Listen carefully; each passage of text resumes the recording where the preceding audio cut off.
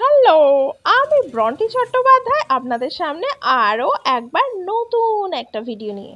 দেখে তো বুঝতেই পারছেন মেলায় চলে এসেছি। জিলিপিগুলো কেমন ভাজছে বলুন, খেতে ইচ্ছা করছে না? আমারও। এখানে ঝুলন উপলক্ষে কিন্তু মেলা বসেছে আর ঝুলনও হয়েছে জানেন। ছোটবেলায় দাদুর সাথে কত ঝুলন করেছি, এখনকার ছেলেমেয়েরা হয়তো এতটা করে না আমরা যতটা করেছি। আজকে বহু বছর পর এখানে দেখলাম জানেন, কি ভালো যে লাগছিল কি বলবো। দোলে রায় কিশোরী দোলে রাস বিহারী ঝুলন দোলায় রাধার বংশীধারী। ছোটবেলায় স্কুল থেকে এসেই আমি আর দাদু ভাই বসে যেতাম এই সব ঝুলন পাততে জানেন, কি আনন্দটাই না তখন হতো। এখন তো আর দাদু ভাই নেই, কিন্তু বড় মিস করি জানেন।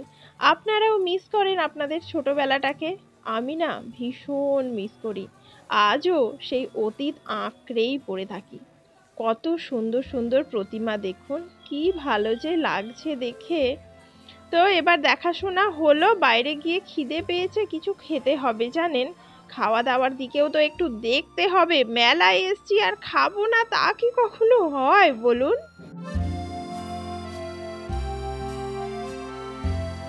এবার একটু চারপাশটা ঘুরে নেব, তারপরেই বেরিয়ে যাব। বাড়িতে তো রান্না বান্না করে আসিনি, বাড়ি গিয়ে রান্না করতে হবে, মাথায় প্রচুর চাপ। আর এই বাইরে থেকে ঘুরে গিয়ে না একদম রান্না করতে ইচ্ছা করে না।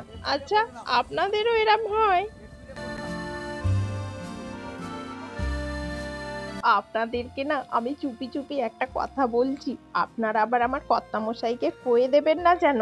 এই নাইটিগুলো আমি আমার কর্তামশাইয়ের পকেট কেটেছি। তিনি এখনো জানতে পারেননি, তবে একটু পরেই দেখতে পাবেন, তখন তো বুঝতেই পারবেন। তো চলুন, খিদে পেয়েছে, একটুখানি মোমো এনেছিলাম, খেয়ে নিই, তারপরে আছে রাতের খাবারের জোগাড়। আজকে রাতে আমার কর্তামশাইয়ের অর্ডার হয়েছে, তিনি আলুর পরোটা খাবেন, তাই তারই চেষ্টা চলছে। কেমন হয়েছে বলুন দেখি। আলুটাকে একটু নর্মাল রেগুলার মশলায় কষিয়ে নিয়েছি, দিয়ে তারপরে বাদাম টাদাম পেঁয়াজ টিয়াজ দিয়ে আর কি পুর ভরে দিচ্ছি। আচ্ছা, আপনারা আলুর পরোটা কিভাবে করেন আমায় একটু জানাবেন তো। আমি না আবার এই আলুর পরোটাটা গোল করে বেলতে পারি না জানেন। ছোটবেলায় মাকে না আমি আটাটা মেখে দিতাম আর বেলে দিতাম, মা তো আগুনের ধারে আসতে দিতেন না, ওই কারণে আমি রুটিটা গোল করে বেলতে পারি, কিন্তু পরোটা টরোটা একদমই মা করতে দেয়নি কোনো দিন, ফলে এখনও ঠিকঠাক পারি না, তবে চেষ্টা করি কিন্তু শেখার। আচ্ছা, আপনাদেরও এরম হয় যে কোথাও থেকে ঘুরে এসে রাতে আর রান্না করতে ইচ্ছা করে না? আমারও না একদম এরকম হয় জানেন। তো চলুন, অনেক রাত হয়ে গেছে, ঝটপট করে রান্নাটা করে নিই, খেতে দিতে হবে। আজকে এলাম, আপনারা সবাই ভালো থাকবেন, কিন্তু রাতের খাবারও খেয়ে নেবেন। টাটা।